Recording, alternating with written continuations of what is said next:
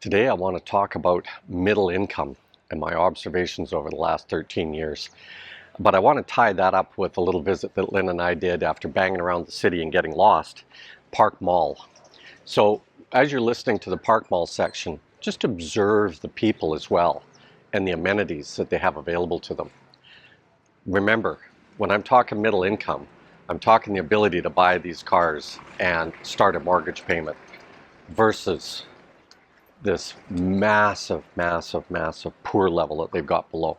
So the reflection is on the ability of money to be able to do the things that we're used to seeing in a Western country. Let's get into it.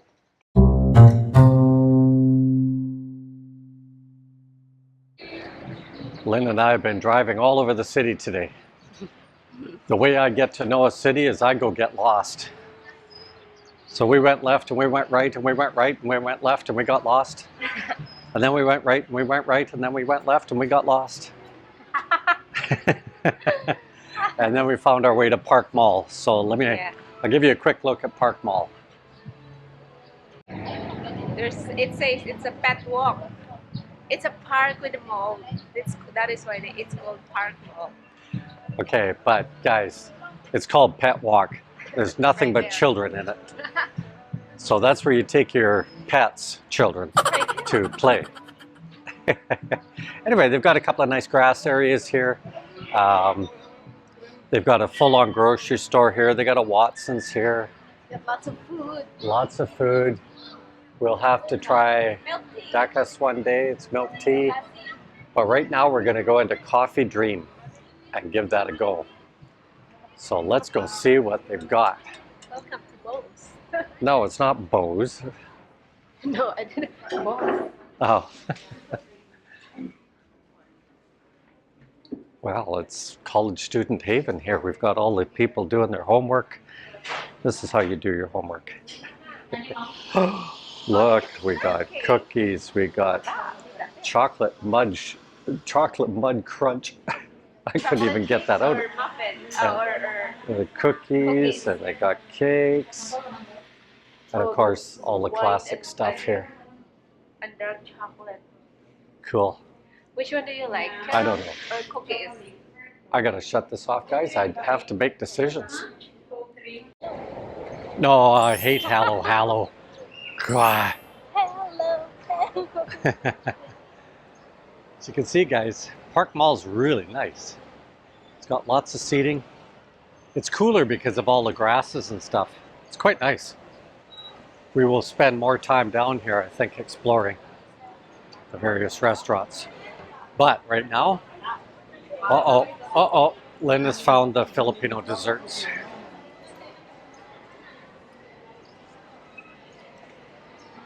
Kuan ka ng suman nga balanghoy?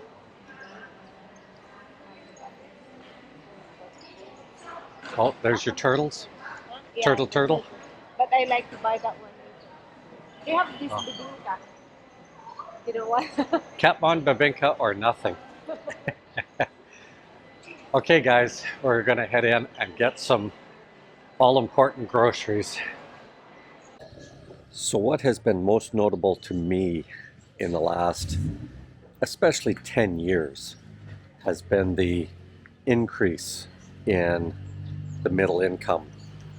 And when I say the middle income, I'm meaning the under 40s and how they're looking at money, how they're working with money, quite different. It's been quite interesting for me to see the number of new vehicles on the road and how they are treating the purchase of homes and such.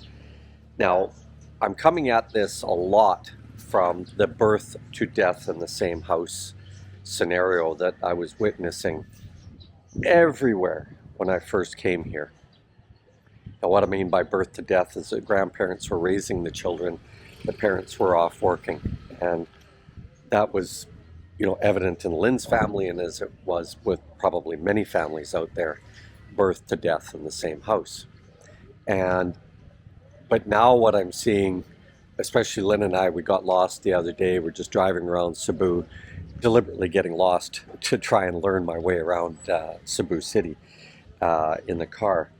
And, you know, you're seeing these enclaves of what we would call low-income housing, but these are all owned by single people, all owned by the under 40s, having babies age group, okay?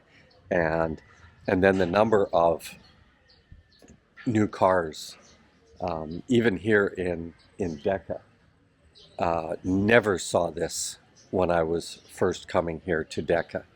Everything was a motorcycle and the roads were wide open.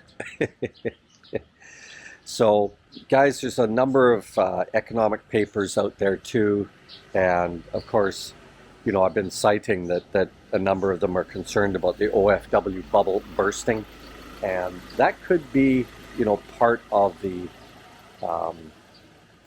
concern here for the country as the middle income rises. How much of that is OFW money? That's got to be concerning, right? Of course, there's no way to really know. The other side to all of this is the recent publication of the Economic Freedom Index. Now, it bounces around, guys, but the Philippines fell below Vietnam. Now, in some side papers that cite that index, they also talk about,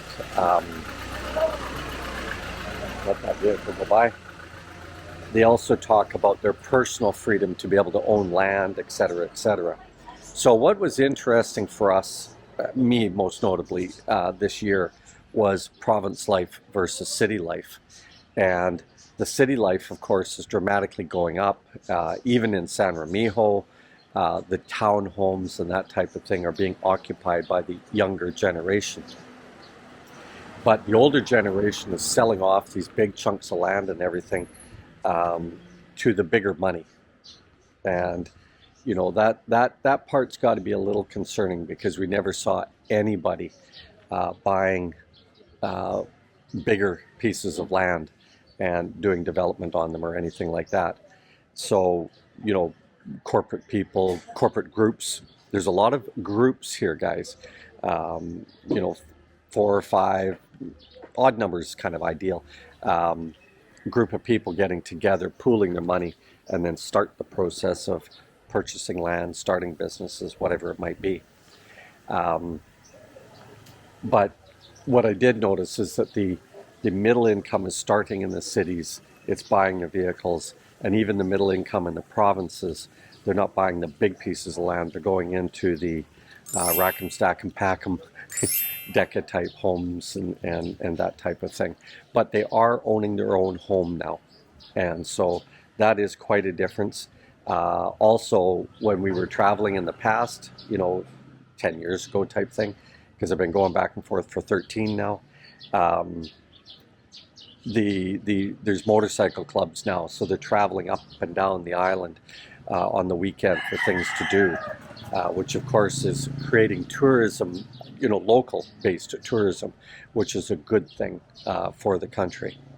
Anyway, just my observations of various, reading various economic papers, but more importantly, when you get beyond just reading these papers, is actually experiencing. And of course, in science you say n equals 1, an experimental 1, and that's just my observation from this old carcass. Later, Gators.